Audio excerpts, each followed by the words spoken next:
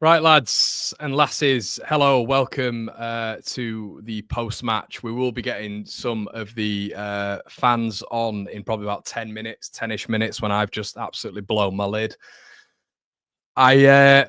It's staggering at this point, and how constant some things are with this starting 11. Look, for me, away from home, I've come on here and said multiple times, of which certain personnel for me should be starting for Leeds United away from home, and then changes should be made. The intensity I just feel is affected a little bit at points, and sometimes I just think the consistency at home for certain players is better than the consistency away from home. Now, by the by, Leeds in that first half were not good enough. On the watch along, I was spitting feathers, and it wasn't good enough. You don't start the game like that. And we've seen that too many times where Leeds have had a slow, lethargic start to proceedings. Leeds had that again. And the context before this game was that Burnley had gone and got a really impressive win at the Lancashire rivals, Blackburn, of which we struggled against. And now, by the way, that's Blackburn and Hull. 2 points in 6. Leave that one there. So you go to Hull and you think to yourself, right, it's going to be a decent day for us today. I don't think anybody's expected a sort of problem there. I actually predicted a 3-1 win. But the start of that game was an abomination. Within 4 minutes, Hull are through. Very, very simple long ball over the top. Leeds split in two. Verbo was up the pitch trying to attack and then sluggishly got back and didn't, to be honest, look fit throughout the game when he was bombing up and down that left-hand side. But to be honest, guys, he's not a left back. He's not a left back. It's a good delivery in the box. I thought, his delivery was pretty decent today in terms of an attacking sense and actually putting that ball into the box. One was just nicked off Bogle's foot. But overall, I think defensively he was poor today. But I thought Ampadu and Rodon were extremely poor today defensively as well. And the reason I'll give Verber a little bit of slack, quite simply, is because Verber isn't a left back and he's not really been involved in proceedings. I think, to be honest, he's going to be transferred out of the club in January. I think that's going to happen. Would you've got a little bit of a different tune from Schmidt? I don't know. That's a conversation to be had. Potentially Bogle could have gone left back. Potentially Schmidt could have gone right back. They might not have wanted to risk Byram for this one, but Byram came on. So I was thinking to myself, well, if he can come on, then surely he's fit enough to be on the bench. The first goal was a joke. It was laughable. To be honest with you, you saw in the second half when their goalkeeper came out and Dan James was behind them and went for a little bit of a lob. Their goalkeeper was out quickly and he managed to get a little bit of a header on it, kept Hull in the game. And by God, didn't he keep Hull in the game with what happened at the end? That would have made it 4-2. Melee, the ball was played through. And yeah, we can talk about the defense, nowhere near good enough. But there's the last line there. If you just stay in your goal or even move out a little bit, the striker's got a much harder task. But if you come out like that, like a lunatic, you've got to do something, mate. He stutters before coming out because he's not confident in coming out, and he's not confident at being that sweeper keeper, that last line of defense. He comes out, not at any sort of pace, doesn't make himself an obstruction whatsoever, and just stands there. Doesn't even really get a jump. Just kind of but stands there and the ball just simply goes over his head. Good finish from Kamara, who, classic me, I was saying he was nowhere near good enough at the start because Norwich fans were laughing at him last week and saying, thank God they got rid of him, by the way. That was last week, 7 days ago. And he lobs Melee and you think to yourself, oh, this is unbelievable. It's only 4 or 5 minutes in, but you just look at the pattern of the game and you think they're pressing on us a little bit. Our passing isn't great. We're passing between the lines, the defense and the midfield. It's not really getting to any stage of which you're thinking Leeds are going to get progressive here, but we get into the game a little bit. We have a few opportunities. We have one cleared off the line. Peru scuffs one, of which was right on the penalty spot and right on his left foot, of which you think he's just going to leather this in the bottom corner. He scuffs it. I didn't think he had a good game whatsoever, but that goal kind of gets him out of the criticism line and people will just look at the statistic. But throughout the game, he was poor. I think throughout the game, James was poor. I think throughout the game, Aronson was poor. But James gets his goal. That gets him out of the conversation of he didn't have a great game, but he didn't. I don't think a lot of them had a good game. I thought Ampadu being out of that midfield was a huge problem, a massive problem, because I think Ethan in that midfield's been authority and I think he's been defensively solid. And I think there's been a bit of experience in there and leadership, which you've seen over the past however many weeks. But then he went at the back and that's what you see it disjointed. It's a very different Leeds to what it was last season. A lot of the building up from the back just went through Rutter. Ampadu would have to find Rutter. Rutter would then get past 3 men and then ball to Somerville who do the rest. That was Leeds' build-up. So in that 10-game winning run, the whole dimension of Leeds United was completely different. You know, quite simply, Ethan Ampadu is a 5'10" centre-back who, in a physically demanding league, when you look at the height of some of the centre forwards, he's going to struggle. You know, Leeds were a completely different complexion last year. And that's not to say we're better last season, but the build-up was completely different. It's not the same this year. We're more balanced, but the build-up's completely different. So you can't judge Ampadu on what he was last season at centre-back to what he would be this season at centre-back. It's completely different. It's worlds apart. You need Pascal at the back. You need Ethan Ampadu in the midfield. And that was abundantly clear. We can't just look at this and gaslight Verber and say it was all Verber's fault today, our defensive woes. It was not. Ampadu and Rodon were poor together today. Really poor together. Rodon was out of position multiple points in that first half. Ampadu was beaten in duels 2 or 3 times in that first half, and we looked all at sea. Okay? So we get 3-1 up. An absolute gift from their goalkeeper, passing the ball to Joel Peru. Excellent finish. Really good, low-driven finish. Peru, their defenders looked tired. They looked done. He didn't even read the pass, the flight of the pass from the goalkeeper in front of the defender. Didn't read it whatsoever. And it was sluggish from their back line. And you're thinking, well, this could be 4, 5, 6. We could really run them ragged here. And then it happens, doesn't it? And then we see what we regularly see with the goalkeeper. So the first one, we're talking about the goalkeeper, in my opinion, and the defenders, of course, but that's a long ball over the top. They're not tight enough, but Verber's up the pitch. But there's a lot to do still there for Abu Kamara, who is not an informed striker, by the way. Melee makes himself as small as possible when he's, 6'4", 6'5", and it's a simple finish from Kamara. Kamara literally could have passed it round Elan Melee there, by the way, because he's completely out of the box. He's not ran out with any pace or any assurance to even close the ball down. Kamara could have taken it past him. He could have literally passed it round. He went for the toughest option, the lob. Elan Melee made himself smaller in that situation. How does that even work? Just stay on your line, come out maybe a little bit, narrow the angle a little bit, and Kamara still has a lot to do. He's going to have to find the bottom corners with your height. Doesn't do it. Okay? So that is what it is. The second goal is a joke. Their second goal is an absolute joke. The chat was firing off. They couldn't believe it. Elan Melee, the ball was going over the bar, and he seemed to jump, get hold of it, and then palm it forward. On the watch on, I don't know what to say anymore. I don't know what to say anymore. And people have a go at me for saying it's the number 1 position we need to recruit in this January. The number 1. I'd rather keep Brendan Aronson for the rest of the season with a sub of Joel Peru in the number 10 if the manager doesn't feel like wingers can go into that number 10. Keep that all season as opposed to keeping that bomb scare in net. Get him out. He has got to be out of that. We're not going to do it. It's not going to happen. I know that. But at least get a goalkeeper in who may challenge him. Just get someone in as a number 2, not Caldalo, who's got the deck chair out and he's finishing for the end of his career. And there's no chance of him getting ahead of Elan Melee. The manager called him the best keeper in the division last season, which I'm hoping, from Daniel Farke's sake, is for confidence for the goalkeeper. I'm hoping, and he doesn't actually think that. This guy's percentiles is in the bottom 10% of goalkeepers in the division, okay? Palmer, Ainsley Pears, Cooper, Trafford. We can go through the list of the top 6, 7 goalkeepers who are all part of the top 6, 7 teams. Why do you think that is? Probably aside from Johansson at Stoke, who keeps them in games still, by the way. When does this guy keep us in games? When does this guy save us points? He doesn't. Because on save percentage from goals and goals prevention, he's in the minus zone for a goalkeeper at Leeds United who are top of the division. Someone explain that to me. So then I see an outlier. I see an anomaly. And I see it both pointing at Elan Melee. But still, it's all about the number 10. It's all about the number 9. The number 1 recruitment for this team in January is the goalkeeper. And that is an example of why. You can even turn around for the third goal, right? When the ball's been played in and Byram heads it out, he comes to punch it. Byram gets the first contact on it. He's then struggling to get back onto his goal line and doesn't get a centre position on his goal line. He goes towards the far post and Kamara drills it in centre right and it goes in. Okay, if you're doing that, if you're coming out to clean the ball, you take Byram out and the ball. Simple.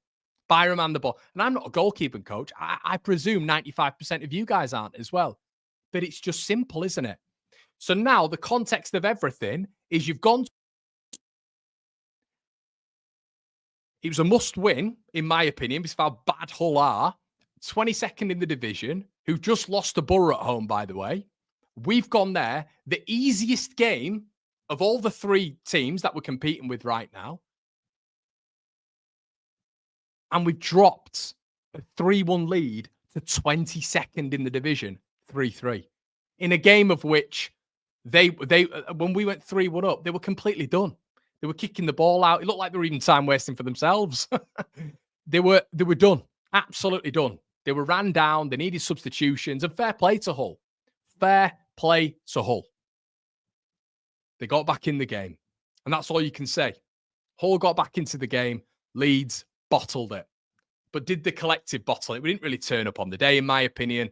We didn't turn up on the day. I don't think we were good enough. But we went 3-1 up.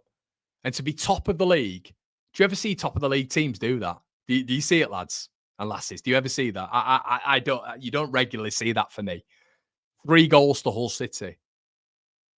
And you've got a patched up Sheffield United side going down to Watford and beating Watford 2-1, who were 7th at the start of proceedings today. Just got knocked out of 6th last weekend. And you've got Burnley going and beating Blackburn. Okay? And it's not a reactionary, throw all the stuff out the pram, but we're talking about this game today, and that was an absolute you-know-what show. An absolute show from Leeds United. Defence nowhere near good enough, and the goalkeeper. And I can see people saying he's going to cost us promotion.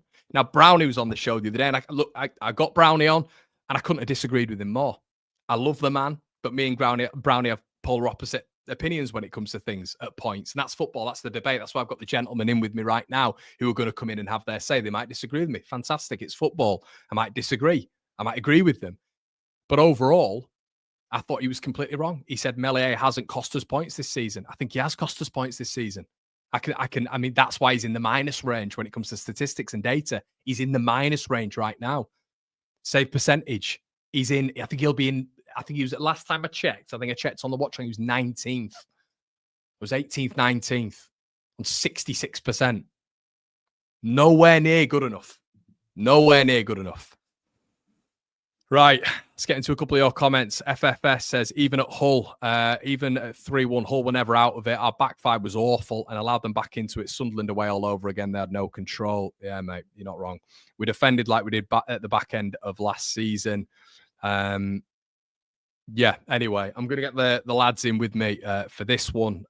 So we've got Mike in the building. We've got Steve. We've got Jamie.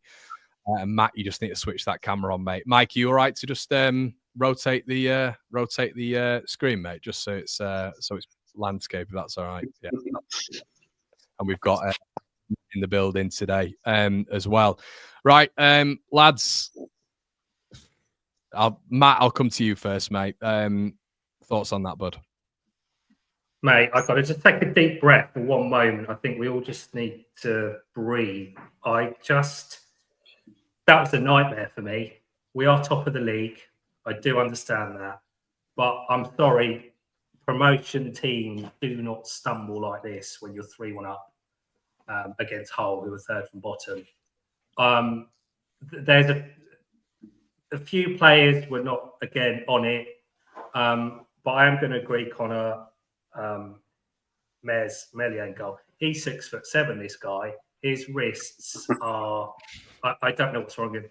I think what summed up for me was that first goal, which obviously was horrific. I do think he comes out. I do think he bulldozes through and takes the ball. That's what a good goalkeeper does. Yeah. He's got this thing where he sort of stands there and does this flappy thing with his hands. I don't know if you noticed it, and it's gone.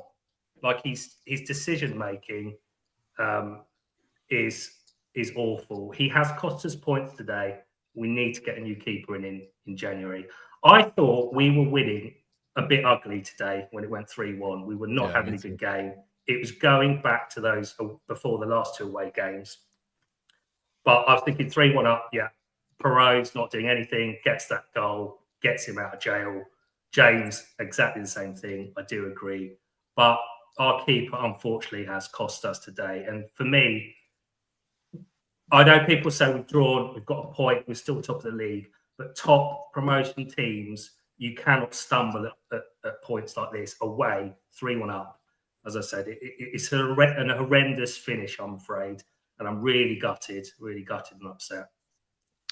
Mike, I know you're normally the positive one, mate. I know we'll have texts, and you'll say to me, you know, it's all good, mate. It's all fine. But what are your thoughts on that, mate? Is it the Meslier gaff? Well, he's just not at it today.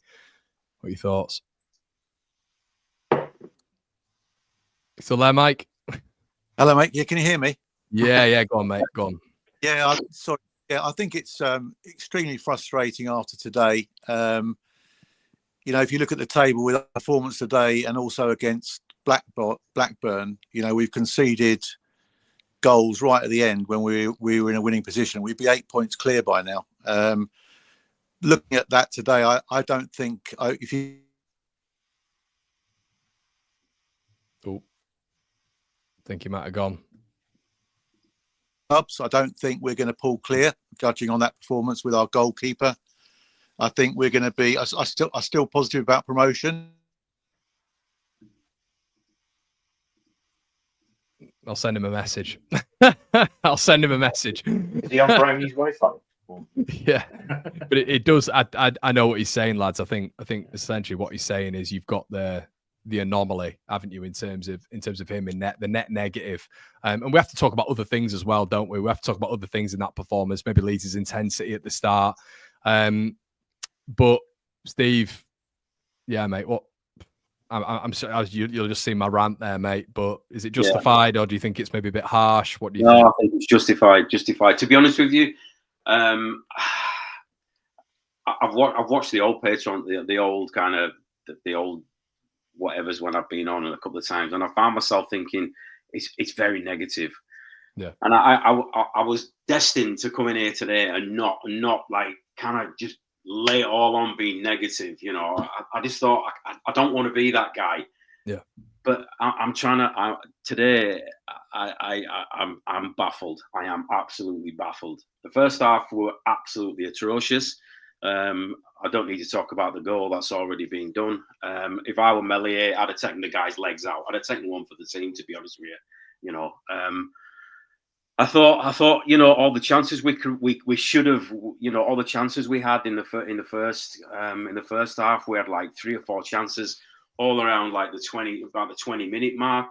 And on 2 of those occasions, again, I went into it looking a bit more technical. The one I'm going to talk about is the Aronson chance where he fell over. Again, there was that gap at the back, and nobody was following up. Nobody was in the gap trying to, you know, nick a touch when it's like Aronson fell. Nobody was behind him. There was like again a huge gap between, you know, there was like a 10-meter gap. There was nobody in that space behind Aronson that could have gone in and swiped a goal. You know, could have just put one in the net. But I thought, you know, when I thought the second goal went in, I thought, you know, sorry, Tanaka's goal, absolutely beautiful. And I'll be honest with you, I still wasn't convinced that today was going to be our day. And you know, then third goal went in. And yeah, I thought, right, we're flying here.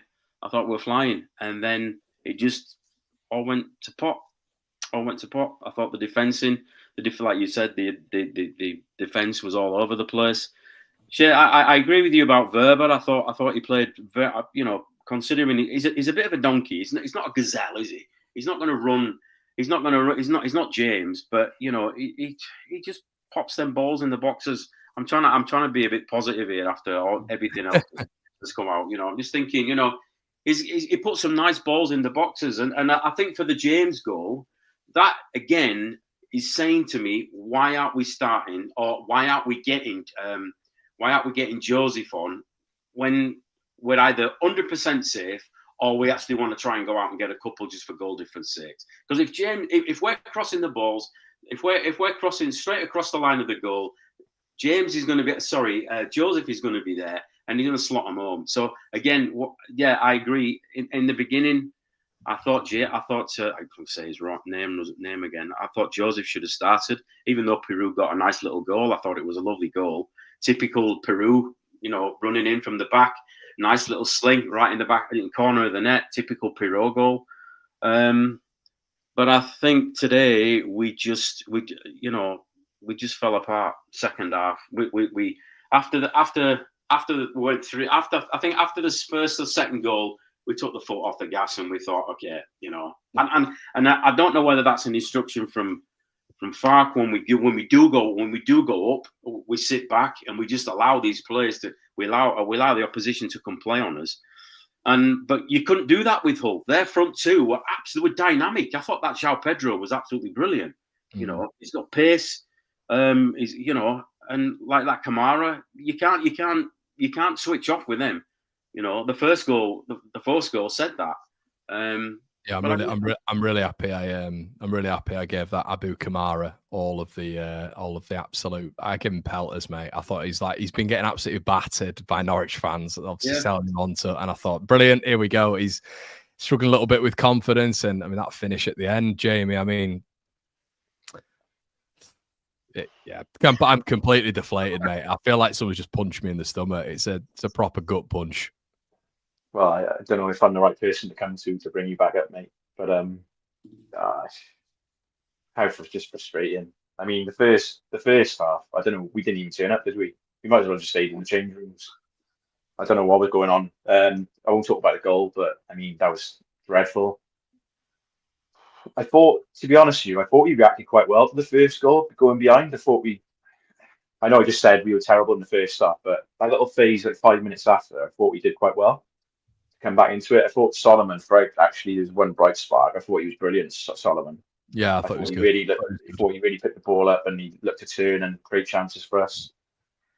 It was a game of 2 halves. The second half, I wrote down I made some notes and stuff. I thought, wow, like the tempo we started the second half with and the intensity, that's what we should have been starting with in the first half.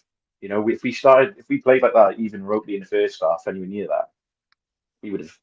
And again, I know we've sort of done it to death, but I mean, maybe my thoughts on him. I can't. Like I said, the second goal, whole second goal, I can kind of see someone's touched on it. He's palmed it down like that. Now, if he tips her over, I've got no problems with that. That's what he should be doing. I'm no goalkeeper. But then it's just schoolboy sort of things from goalkeepers that shouldn't be happening. Then the third goal, what's he doing? What's his positioning? His positioning is all wrong.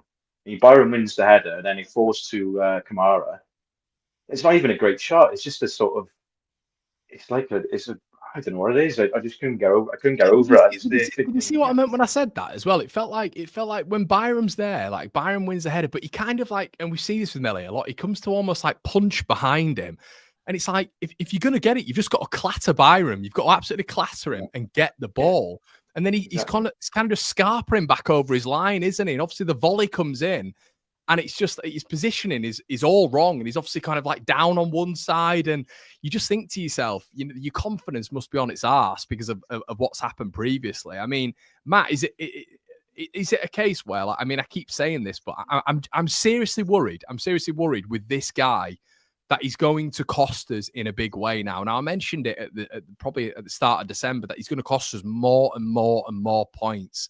It feels like it's becoming a little bit of a pattern with him. Just it feels like every maybe sort of 4 or 5 games, there's going to be something which you're going to look at him and think, maybe even less than that. You're going to look at him and think there's another issue there, Yeah, I think, and I think a lot of the time when the defense is good, not so much today, he is protected.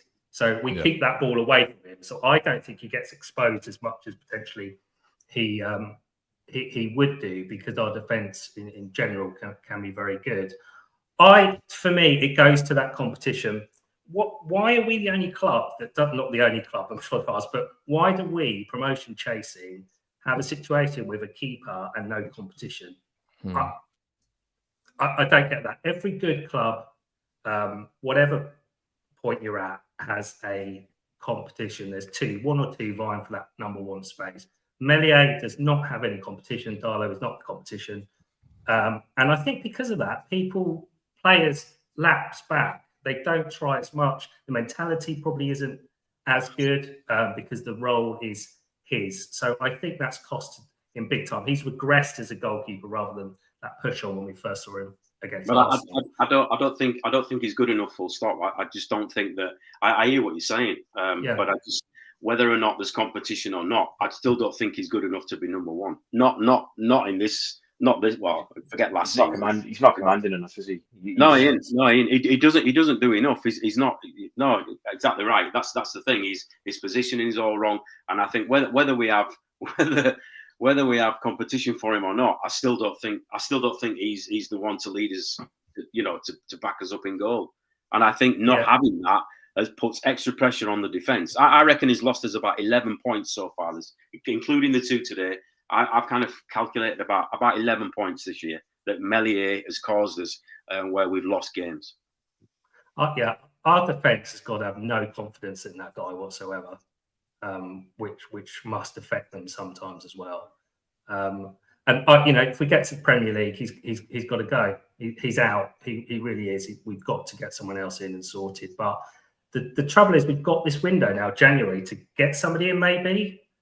To sort that out before it's too late. That's what the 49ers have to be looking at now. If they're not, I don't understand that unless they're going for this 10. But why don't we have a look at a 10 and a keeper? It's quite easy, isn't it? The thing is as well, Matt, like on a positive standpoint, they got back into it. It wasn't vintage, but as Steve was quite right to say, I think James alluded to it as well. Leeds got back into it, and you were thinking, right, it's 3-1. Celebrations, it's great. Okay, not ideal. Sheffield United have won.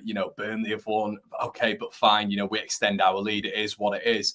But to capitulate like they did, and for the entire team, they can't have confidence in him. And I think it feels like we're doing this sort of like this real sort of like microcosm focus on Meslier, but I don't think we do it enough. I think there's too much analysis of everybody else. Aronson gets a lot of it, Joseph gets a lot of it for not being good enough, but it feels like it's staring at us right in the face at this moment in time. And I think like you said, I think the competition, I think it's a really good point. We're not getting any competition with Carl Darlow. It's just not competition. We know that. It feels like the club knows that as well.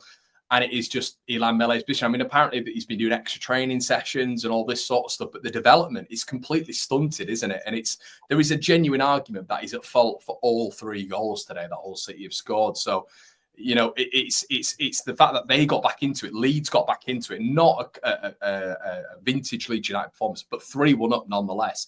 And for them to do what they've done in that second second phase of the second half, it's a real struggle to deal with, really. Yeah, I mean, I'll tell you one bit. I was really happy when Tanaka scored. I was so happy. I said on that instant, the last reaction, I said, midfielders, come on. And that was a quality goal. Brilliant. And again, I thought actually Tanaka doing that, probably that would kick it on again for more shots. See what happens when we do that. Yeah, he was buzzing, wasn't he? The whole team was around him, weren't they? He looked buzzing.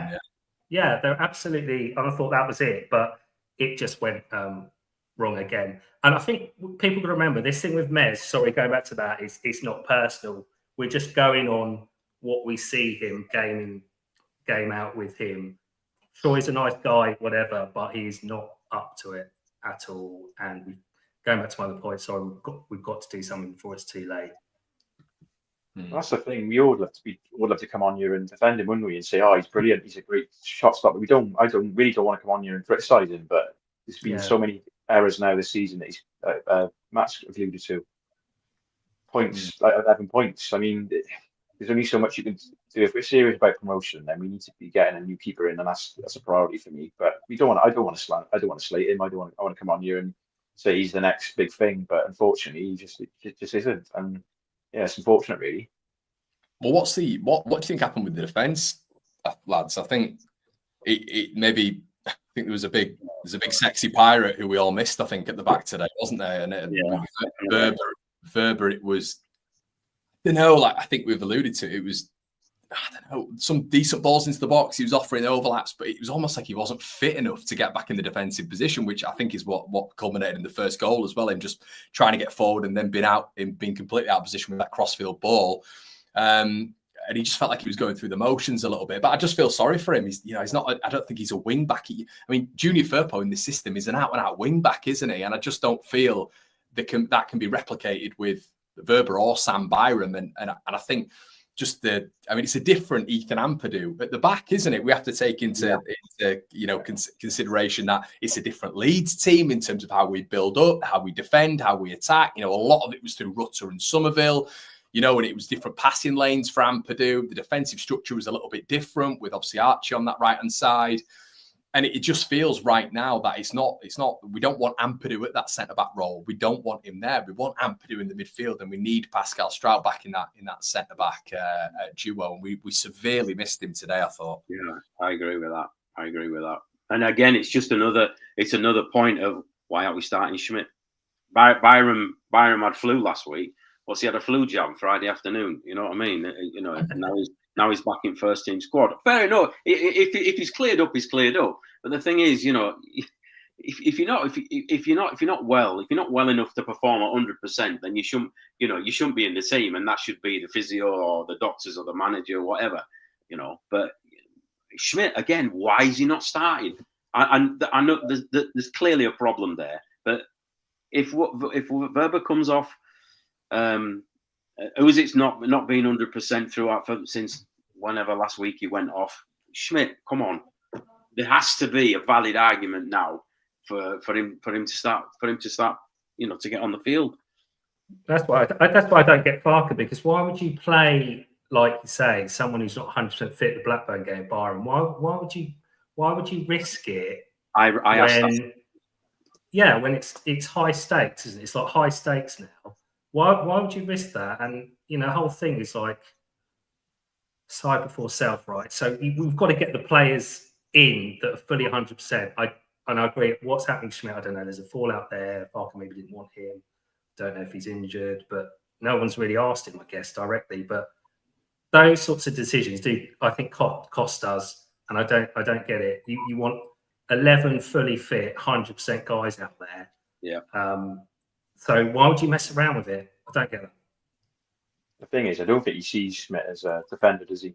When he's come on, he's brought him on the wing, or he's brought him on as a bit of an impact, and he's looked good actually. He's looked quite lively. Some nice touches here and there. But going back to Ampadu at the back, I mean, I'm not a fan of him at all at the back. I mean, I don't know what it is. We look really disjointed today. That's the most disjointed I think I've seen us at the back this season. Definitely, I think, because you've got Verba going at the back and you've got Ampadu. Then that's a new partnership really altogether, isn't it? So Pascal, we missed him big time. I think as a Welshman as well, Jamie, you'll sort of understand. Yeah. I know we went through that 10-game winning period with him, but for me, there was so many other.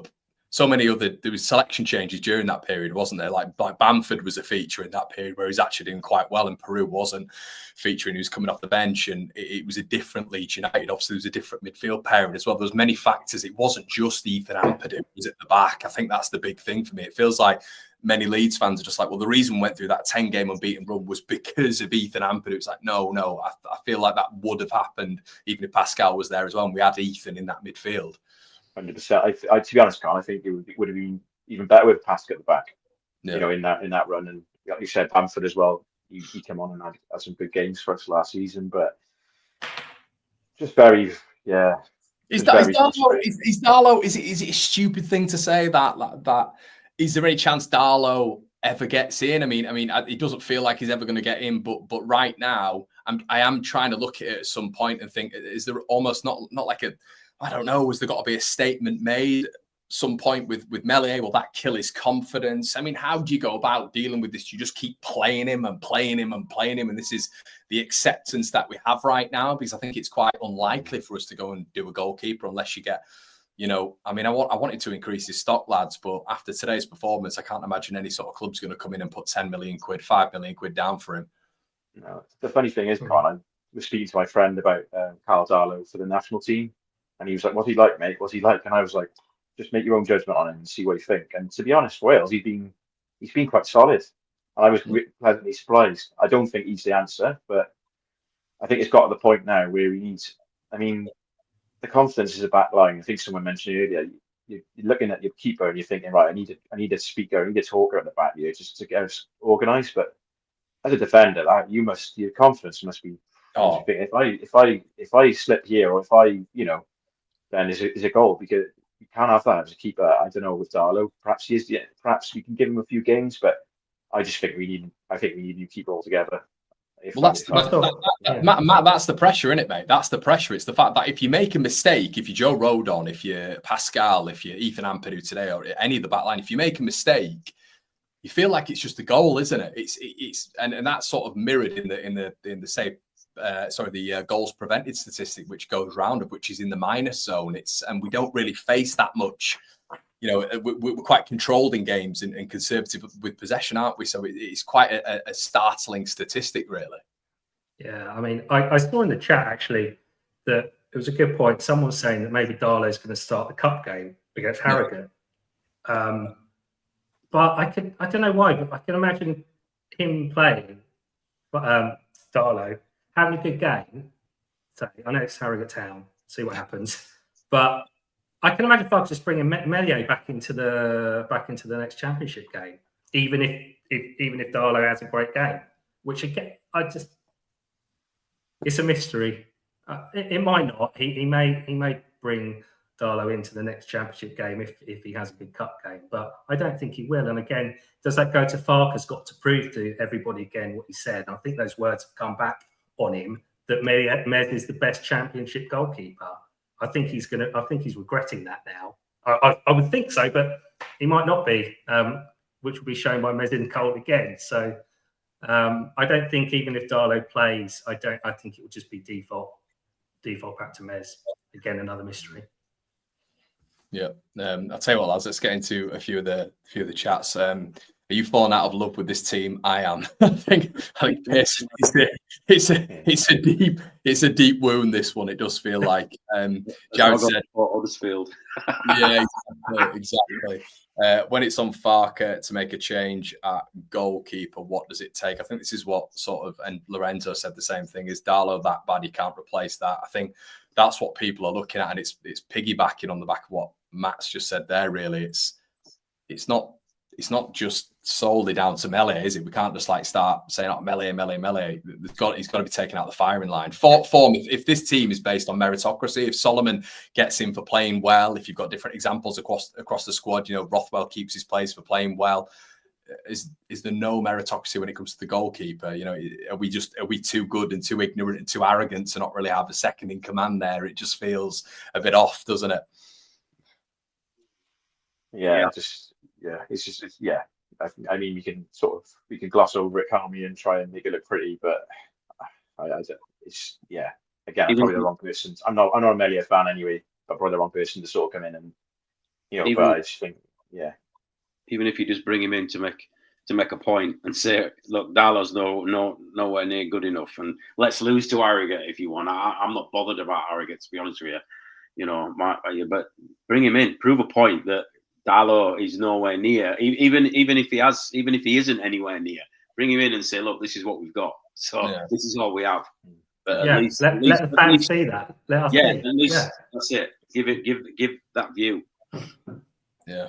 And I think he's vice captain as well, which pains me even more. Ben says, Melier decision not to tip the second over the bar typifies the wider issue from set plays. Seemingly no direction or plan. Breeds fear in simple decision making. Same issue that cost us last year. Yeah, lads, it does feel that's another thing to touch on, isn't it? Set pieces. I mean that second one in particular, we can look at Melier, and it is Melier's fault. But it's the first contact again, isn't it? And it's the same what we saw against Blackburn in the last minute. It's that first contact and second contact. It's a bit of a mystery when it comes to set pieces, isn't it? And maybe it's sort of filtering back into maybe what we were seeing a little bit of last season. But set pieces that seem to be a little bit of a way for teams to get at us at the moment. I think it goes back to that point that Jan made earlier. It's not commanding in the box, you know. Maybe he's too meek and mild. Maybe he don't like to shout. I don't know. But, you know, at the end of the day, if nobody's talking, then nobody knows everybody's going to do what they want, you know? Yeah. I think it's a concern, you know, both ways, isn't it? You know, attacking wise, I know we've scored a couple recently, but we've still done that great, do we? On corners. I know Rothwell can put the odd delivery in there, but it seems to me that we could be doing a lot more. Maybe vary it up, maybe go short, and maybe try different variations of corners. I don't know. I think at the back, I just think going that attacking wise, I just don't know. It doesn't. I'm not convinced by it still. Like Rothwell, don't get me wrong, you can take a good corner, but it just doesn't seem like we have that presence, especially without Pask. I mean, Pasca's probably one of our main headers of the ball anyway. Rodon, I call him Toblerone head because he can defend, but he can't head it anywhere near the goal. But attacking wise, I think that needs to be. But defensively, I think it's been an issue for quite a few seasons now, isn't it? Corners for me anyway. Because under Bielsa, we weren't great, I don't think, defensively there. But I don't know. It is a concern, isn't it? Set pieces. It has been for a while. I don't know how. I think the thing is, lads, as well. The frustrating aspect is we really could have put a bit of a marker down today. You can put a bit of a marker down. The other teams, Matt, they win the game still, but you're still 3 points ahead. You're still goal difference wise. That for me, that's like an extra point anyway. And I just think you've kind of now allowed the other two back in it really when we'd really put a marker down, and it's 2 points out of 6 of which you're looking at those two at the start of the sort of 8-9 days going into this and thinking, do you know what, at least sort of 4 points there and you're happy. 6 points, fantastic, but 2 points feels like a real letdown at the minute, doesn't it? I think that's why we're all venting about this. It's a big frustration. Yeah, and I think we got away with it last week because of the other results, although we were disappointed with Blackburn, but the other results went for us. This weekend, it hasn't gone for us, and we haven't taken advantage. And that's the thing we said before, isn't it? We just want that accelerator to go down, and we just pull away from the rest of them and just put that marker down. But we had the same problem last season as well. There's a stutter when we've got an opportunity to take advantage. This time we're actually top, so we're even more in that better place. We're not chasing like we were this time as much last season. But I don't know what it is. We just have this stutter, and the results were for us this weekend. Sorry, against us. So we needed to capitalise, and we haven't. It's Leeds, and that worries me. Yeah, it's that's what. It's Leeds, isn't it? We don't do anything easy. I've been supporting Leeds since I'm 54. I've been supporting Leeds since I was like 13, and nothing ever goes our way. It's like Leslie, yeah. Well, Jaguars at Skills has said Leeds are still top of the league. I mean, I guess that's it, and that's the positive. 53, 52, 52, and it just now makes it tasty, doesn't it? Of which we sort of didn't want it to be. It's we are still top of the division, but it means that I guess how I look at it, lads, is you're just putting more pressure on yourself, aren't you? And they've got to go away and deal with that pressure now. And I think probably it's just years and years of us watching Leeds and then maybe not dealing with that pressure well in multiple instances. So they've now just got to deal with it, haven't they? And Sheffield United have got a good win down at Watford, I feel, with a patch-up squad, and Burnley have got a good win at Blackburn as well. So it's on us now going into Sheffield Wednesday to ultimately. We have to win that game, really, because it's so tight now. We gave ourselves that leverage a little bit. We were 3 points ahead with goal difference. If we lost, we'd still be where we are. But now it's back on the money, isn't it? I can see that. I can see it leading up to Burnley. That away game coming up. I don't know. I've got a feeling now that that's going to be massive, that game, depending how results go. But just, that's our next game against one of the top boys against us, and I just think. Well, Melier's keeping it interesting, isn't he, Matt? That's what he's doing. Yeah, keeping it exciting, isn't he? So yeah, I don't know. Yeah, I think Sheffield Wednesday, Norwich. I think if we're getting some good results against those teams, there won't be as much pressure on Burnley. But we don't do it, do we?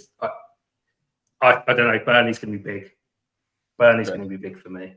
It feels big.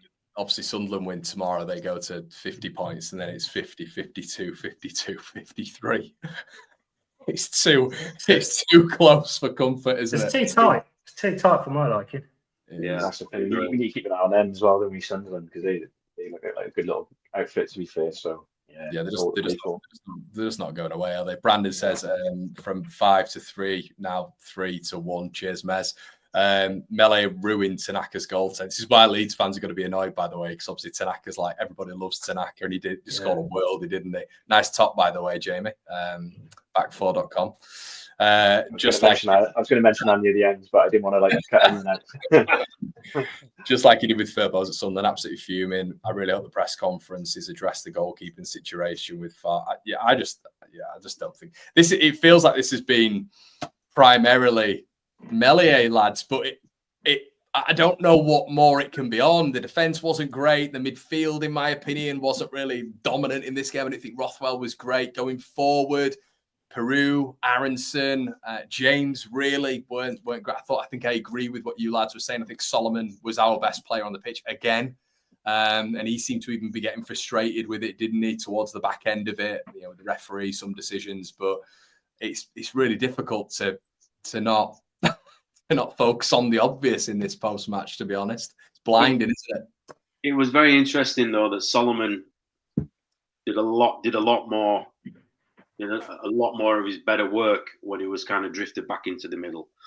A lot of the time, he was either out wide or he drifted or he was right at the top. And again, just putting those balls straight across the goal line. I think in the last 3 games, I think he's done really, really well. And I think he's, I was like, why are we bringing a Crocs player in at the beginning of the season? But he's proven everybody wrong, and I'm glad that he's done that, because to come back from that injury is colossal. But again, he just worked his backside off today, got into some good positions, and I think he's done well. He's done very well. Aronson definitely next level above, doesn't he? Do you think? I think he just some of the touches and his low centre of gravity, the way he carries the ball, he does at times. You just think, yeah, he's a Premier League player. But yeah, he's getting a good run of games now, which is great. This is what we all wanted. So yeah.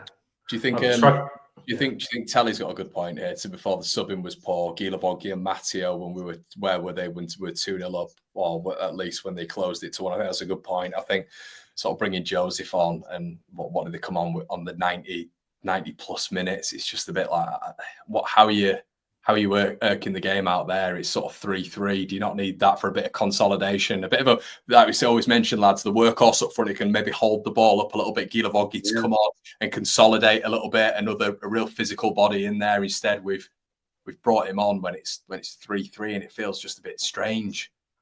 And again, Gilavogi's like 6 foot odd. Yeah. And some more height for set pieces. I'm not saying I don't know how good he is. I don't really know him very well. But yeah, I thought today it was a bit of an insult, to be honest with you, to come on at 3-3 when Joseph could have come on a lot earlier. It was more damage limitations, wasn't it? It was just like, right, let's just check him on now and hope for the best. That's what I thought. It should come on earlier. I would have taken Joseph. I would have brought on a lot earlier, just because Pirro started higher, and then you've got another threat then to deal with as a defender. I think that would have been the best way to go forward. But, yeah. I just wish VAR would give Aronson a rest as well. He looked absolutely knackered today. I don't know whether that contributed to him being on the floor or not, because he reminded me of that Aronson, when we're in the Premier League, too much today. But I think he's actually exhausted, because he doesn't stop running. I've said this before. He goes for everything. But he got a bit better latter part second half, but he looked on the floor today. Barker again's got to change that up. Something.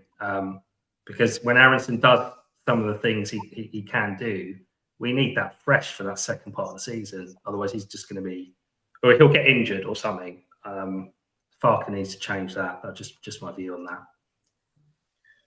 Yeah, I know he loves him, but he needs a rest. I agree. I think he does. He looked absolutely battered today. Absolutely battered. You could see it on his face. You'd see it on his face. Lads. My God. Yeah. It's all just come on.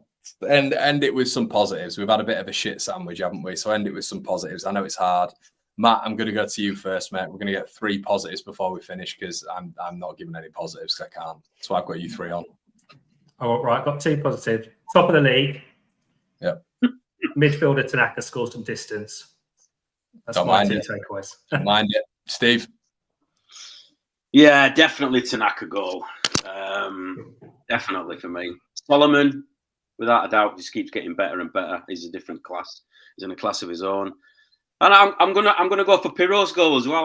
I think all the goals today were positives, very much so. I'm just gonna stick with them. Yeah, top of the league as well. I'll make it 4. Jimmy. Yeah, still again with what the lads have said, still top of the league. It's all to play for is in our hands. And another positive, really, I liked the way the first 20 minutes of the second half. I thought that was great. I thought the tempo was there, the intensity was there, and then we all know what happens then. But I'm just going to leave it there and end on positive, really. Mine is hopefully it's going to be Darlow for Melier. Let's hope so. Let's see what happens. But lads, it's been an absolute pleasure as always. Jason Cundy on TalkSport thinks Leeds are failures. Thank you, Jason Cundy. Chelsea, you know what? But yeah, we'll leave it there. And thanks so much, everybody. Like the video. I'll see you in a bit. Cheers. Cheers, guys. Thanks, guys.